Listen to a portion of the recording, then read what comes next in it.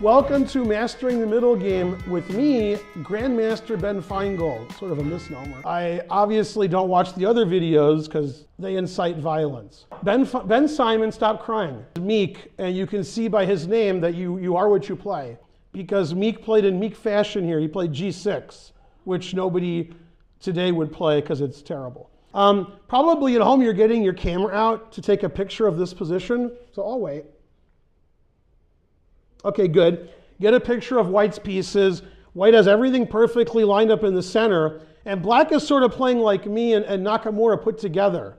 And me and Nakamura put together, that's about as good as Morphy. And blocking the bishop on b7. In this position, where I've actually had similar positions with Black, because I like playing this so-called hippopotamus. Interesting. Black is Meek, and I play the hippopotamus. Let's not look into that. I'm not a big fan of Black's bishops. So, because they're not very active.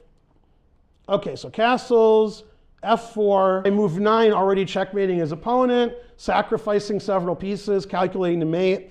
We didn't see these block positions where he had to try to unblock the position by playing the right middle game plan. Normally, we determine how we're going to play this based on where we have a space advantage. Okay, and would you say White has a space advantage on the king side or the queen side? Okay, so White's pawn on e5, which I would call the king's side, you would call it the center because you're correct. Okay, but that's because you're in the center. Okay, and that's why you guys, some of you vote for. I'm still going to play on the right over here. Okay, because that's sometimes you gotta play the right moves even when they seem wrong. So Morphy played h3. I just explained why. You're still confused, but that's more of a you problem. Second, somebody just went to get a drink. I mean somebody at home. Come on, come back. Okay, you're back. No, White will now be a lefty. So what would White do? C3. Even Grandmaster Ken West got it after you watched your video coming first? Is it Schranz and then me?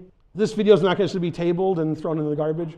Oh, sort of like, well, you got to do some work for once. You get paid by the hour, right, Ben? Oh, man, you're in trouble then. Okay, so White played C3. And actually, this is where Star Wars was invented because after C3, Black was PO'd. All right, one person got it, the Dennis Miller ratio, which is good because I would not recommend it anyway.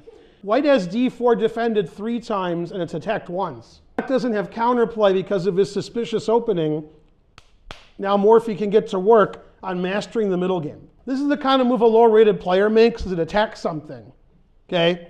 It's like, ooh, something happened. It's like something was said, and they get all excited, right? Okay, and it doesn't make any sense, but look how interesting it is. See, Black was obviously playing on the right. Now, Black really doesn't have any counterplay, and the center is blocked. A6, some sources say Black played A5. This was played in 1857. Don't ask me. H6, boo. That move is quite meek. Right, when you're going to get checkmated there, he should move his pawns backwards. Only be clearly worse. White has a very simple sacrifice that wins. Knight takes G6. Okay, Black has to take. We play double check. Got the rook going. We got this going. King H7 loses to every legal move. F6 check, FE check. Probably the computer would say FE check is better, but yeah. So he played King F7, defending his E6 pawn. He has an active king. Steinitz would be proud. F5 check. Okay, this looks like every game I played Kokomo outside an hour ago.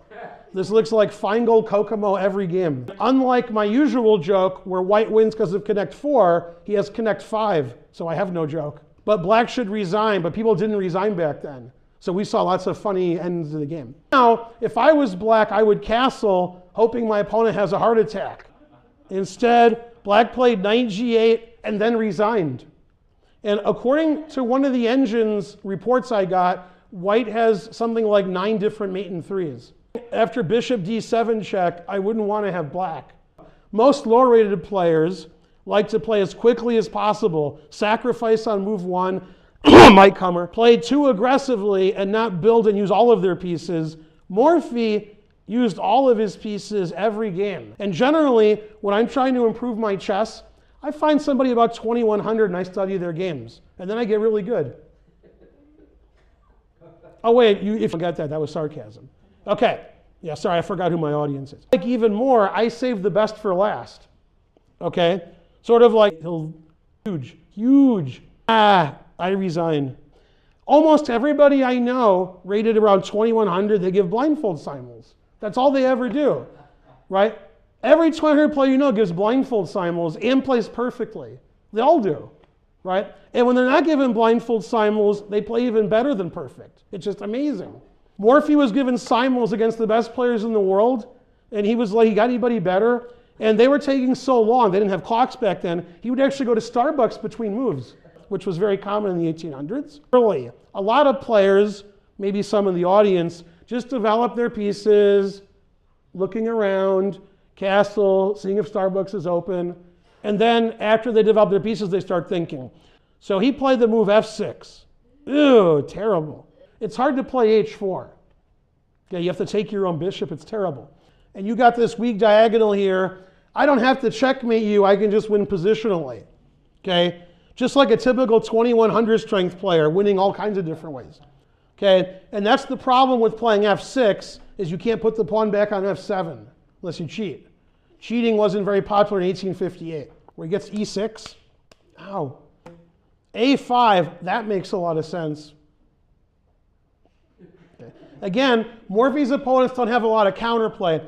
Morphy was known as a sack-set-make kind of player. Now, I said it before, but it was like 20 minutes ago, so you've all forgotten. This was a blindfold simul. Because as I said earlier, lots of 2100s give blindfold simuls. It happens all the time. We have a 2100 right here. You give blindfold simuls once or twice a week, right? Right, yeah. And you play just like this. Yep. Rook h3. Now you all see the threat. Rook takes h7, so h6. Queen d2, threatening rook takes h6, which leads to mate, right, Ken West? Yes. And threatening queen takes bishop, winning a bishop. Okay, black doesn't want to get checkmated in 2, so king h7, yum. Almost any 2100 player, especially low-rated players, would trade queens and win a piece up. I wouldn't be sacking a rook and sacking my queen when I'm a piece up for nothing, because what if I don't know where something is? Oh, that's not mate? Uh-oh, I'm down a lot of pieces. King h5, attack. But if I trade queens, you can't take back. Man, the truth hurts. I'm the best, and if you beat me, I'm still the best. Now black, he was really well protected on the queen side. You got to give him that. White couldn't do nothing over there. Okay, the king was a little different, but he didn't want my lecture to go too long, so he mated the guy pretty quickly. If he had taken on c8, I would be like, and now he has an extra piece, and he's advancing his majority on the king side. And the internet wasn't working that day, right? No, really it wasn't. I'm serious. There was no internet that day. It was out. And they said, come back in 130 years and we'll fix it. All right, I hope you like this revenge refutation video of Josh Friedel's Morphy wasn't very good. Morphy was the best. Morphy, the greatest player who ever lived, except for my fine, well, wait a minute. I mean, you fine people at home. And I'll be making videos for the next couple of weeks. Some of you guys are confused at home. Shocking. You guys are like, where's Ben Feyngold? Where's Varakobian? We're like in our homes. Okay? We're not here at the chess club 24 hours a day. That's like Ben Simon's job. Okay? We have lives outside the chess club.